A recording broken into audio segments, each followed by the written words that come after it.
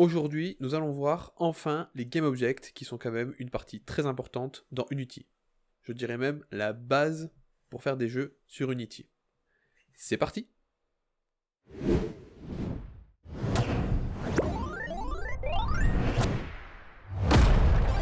Bon, on va enfin regarder quelque chose d'intéressant dans Unity. Non pas que le reste n'était pas intéressant, mais ici, nous allons voir un concept qui est très important dans Unity. Ce concept, c'est les GameObjects. Alors, qu'est-ce qu'un GameObject? Alors, un GameObject, c'est l'objet, en tout cas, c'est la représentation d'un objet, et ça va être la base de nos jeux. Un GameObject, ça peut être tout et n'importe quoi que l'on place dans la scène 3D de notre jeu. Par exemple, ici dans ma scène, j'ai deux GameObjects, dont un qui est la caméra principale, et l'autre qui est ma Directional Light. De quoi est fait un GameObject? Comment on peut dire qu'un objet est un GameObject? En fait, un GameObject, ça va être quelque chose qu'on va pouvoir placer dans la scène 3D. Donc ici, on voit bien qu'on a deux éléments qui sont placés dans notre scène 3D. Alors, comment on construit un GameObject? Pour construire un GameObject, il y a plusieurs façons. Déjà, un GameObject qui est placé dans la scène aura forcément un Component Transform, ici. Donc on verra plus tard ce que c'est un Component, mais en tout cas, il aura toujours cette tête et ces propriétés-là dans l'inspecteur. Donc tout d'abord, pour ajouter un GameObject, on a un petit onglet en haut ici qui s'appelle GameObject, qui va rassembler tous les GameObjects existants dans Unity de base. Donc si on regarde à l'intérieur, nous avons... Je passe juste les trois petites options ici, et on va regarder tout le reste.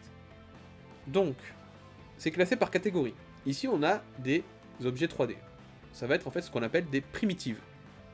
Donc c'est le cube, la sphère, la capsule, le cylindre, le plane et le quad. Donc si on prend un exemple simple, on va prendre plane. Je peux rajouter autant de GameObjects que je veux. Donc là, on va passer à un quad par exemple. Donc là, je vous ai montré comment on ajoute des GameObjects. Si je reviens ici dans mes objets, donc on a vu toutes les primitives.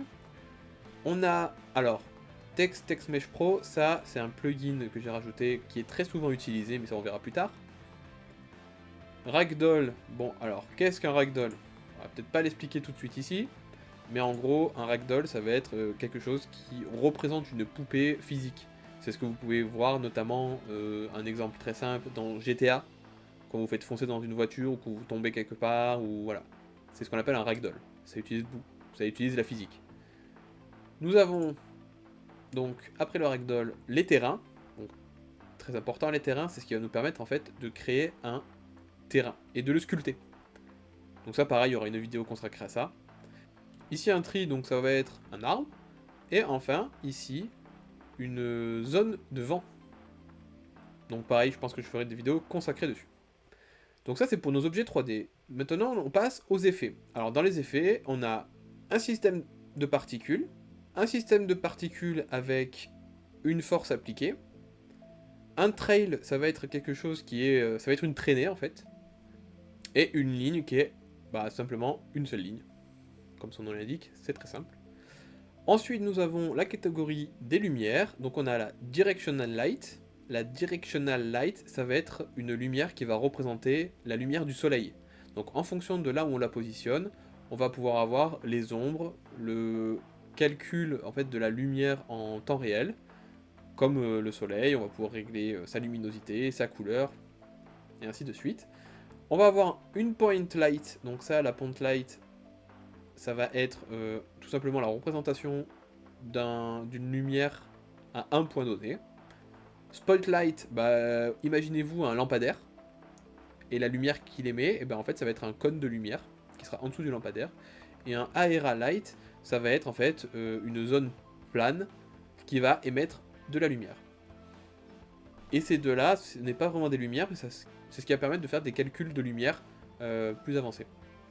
On a ensuite tout ce qui est audio, donc ici l'audio source, c'est ce qui va permettre de jouer du son. Et une zone de reverb audio. La vidéo, c'est un vidéo player, tout simplement. Ici, alors, on a deux catégories d'UI. Donc le premier UI, c'est en fait c'est l'UJUI, donc en fait c'est l'ancien système d'interface mais qui est encore pas mal utilisé. Et ici, le nouveau système d'interface qui s'appelle l'UI Toolkit que moi je commence à utiliser et que j'aime beaucoup.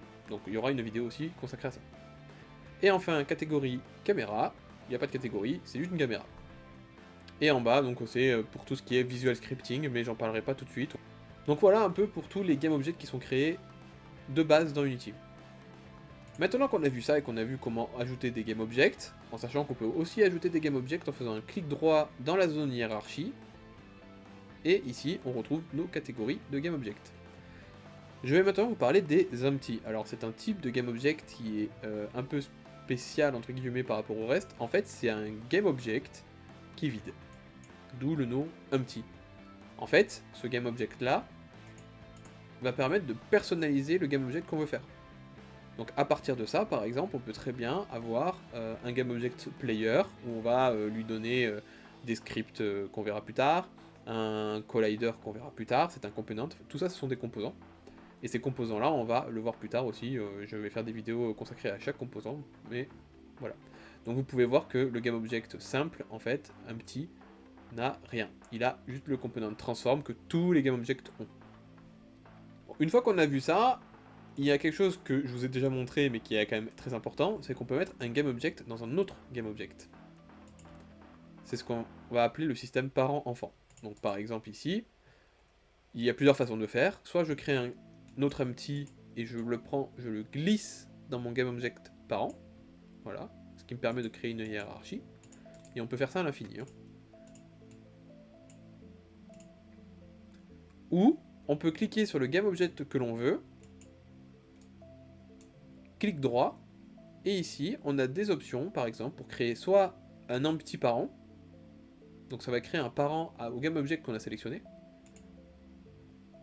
voilà par exemple, ou on peut aussi créer un GameObject enfant à partir de là. Alors pour créer pour un enfant en fait c'est juste dans l'onglet en haut, où on va avoir un create empty child, voilà, qui va nous créer un empty child dans notre GameObject. Donc ça c'est pour la partie GameObject. Donc voilà tout ce que j'avais à dire sur les GameObjects. C'est une partie qui est quand même assez importante parce que c'est la base de Unity. Je sais que je l'ai déjà répété plusieurs fois mais c'est le cas. On se retrouve pour une prochaine vidéo. Si jamais ça vous a plu, n'hésitez pas à mettre un j'aime, à vous abonner à la chaîne et à partager la vidéo. C'était le Patch Note, on se retrouve pour une nouvelle mise à jour.